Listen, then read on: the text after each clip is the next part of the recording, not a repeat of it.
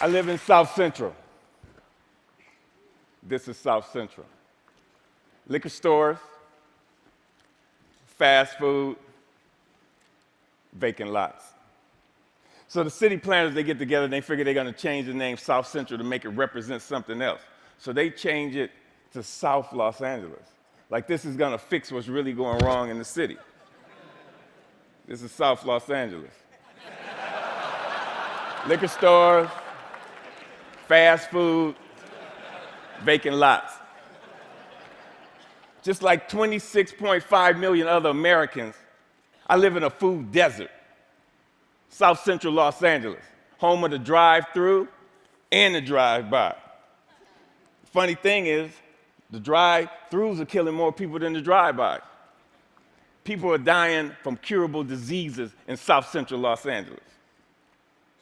For instance, the obesity rate in my neighborhood is like 5 times higher than, say, Beverly Hills, which is like probably 10 miles away.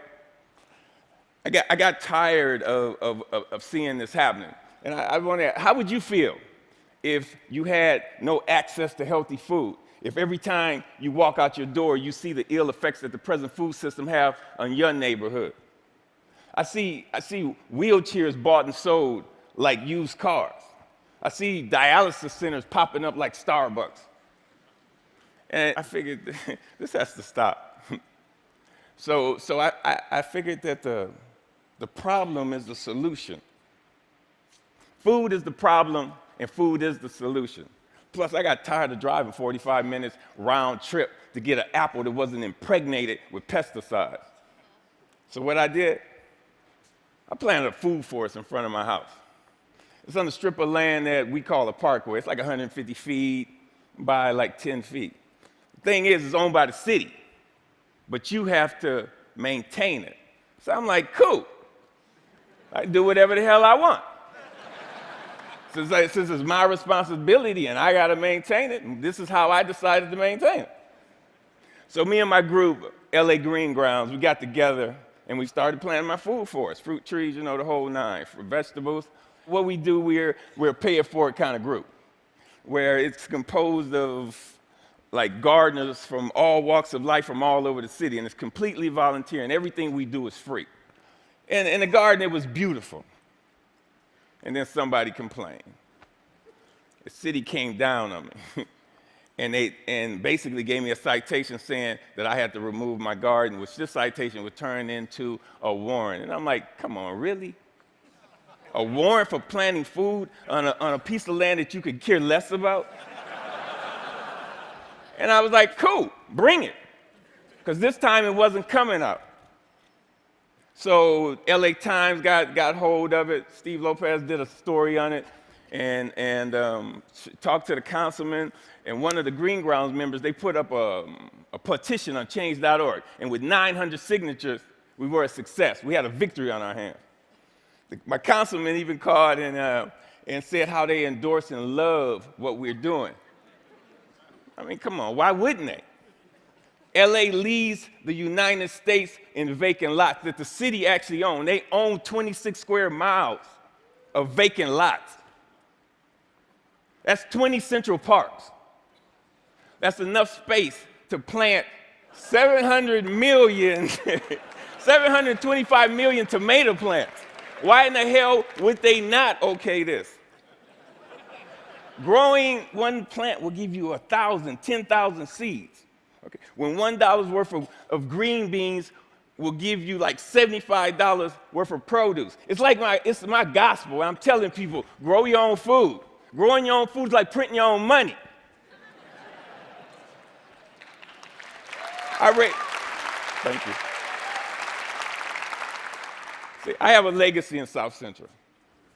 I grew up there. I raised my sons there.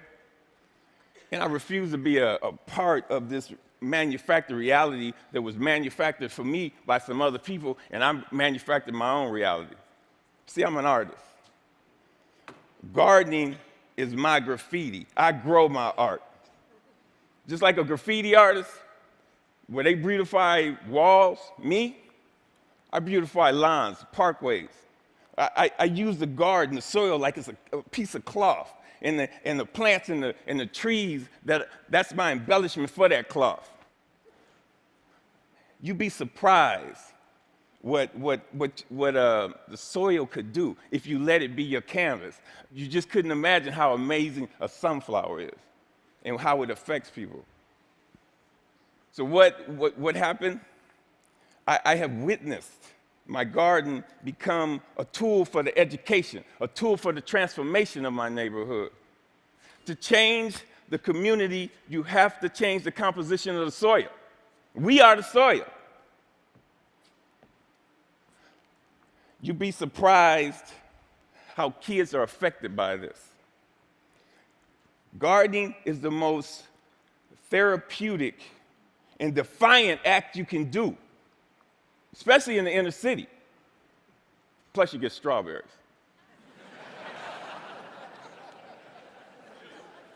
I remember this time, there was this mother and a daughter came. They were. It was like 10:30 at night, and they were in my yard. And I came out, and they looked so ashamed. And I'm like, man, it made me feel bad that they were there. And I told them, you don't have to do this like this. This is on the street for a reason. It made me feel ashamed to see people that was this close to me that was hungry. And this only reinforced why I do this. And people ask me, Finn, aren't you afraid people are going to steal your food? And I'm like, hell no, I ain't afraid they're going to steal it. That's why it's on the street. That's the whole idea. I want them to take it, but in the same time, I want them to take back their health. There's another time when I put a garden in this homeless shelter in downtown Los Angeles. The guys, they helped me unload the truck. It was cool. They just shared the stories about how this affected them and how they used to plant with their mother and their grandmother. And it was just cool to see how this changed them if it was only for that one moment. So Green Grounds has gone on to plant maybe like 20 gardens. We've had like 50 people come to our dig-ins and participate, and it's all volunteers. If kids grow kale, kids eat kale. If they grow tomatoes, they eat tomatoes. But when none of this is presented to them, if they're not shown how food affects the mind and the body, they blindly eat whatever the hell you put in front of them. I see young people, and they want to work, but they're in this thing where they're caught up. I see kids of color, and they just on this track that's designed for them that leads them to nowhere. So with gardening, I see an opportunity where we can train these kids to take over their communities, to have a sustainable life. And when we do this, who knows? We might produce the next George Washington Carver. But if we don't change the composition of the soil, we will never do this. Now, this is one of my plans. This is what I want to do. I want to plant a whole block of gardens where people can share in the food in the same block. I want to take shipping containers and turn them into healthy cafes. And now don't get me wrong.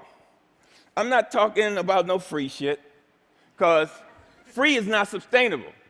The funny thing about sustainability, you have to sustain it.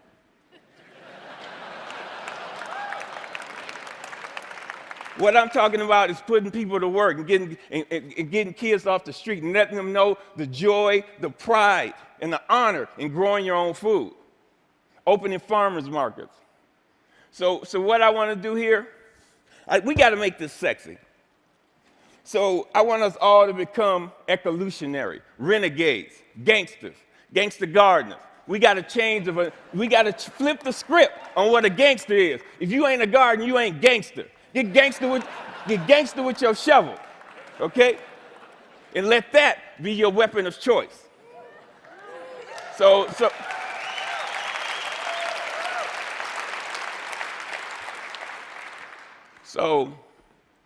So basically, if you want to meet with me, if you want to meet, don't call me. If you want to sit around in cushy chairs and have meetings where you talk about doing some shit, where you talk about doing some shit. If you want to meet with me, come to the garden with your shovel so we can plant some shit. Peace. Thank you. Thank you. Thank you. Thank you.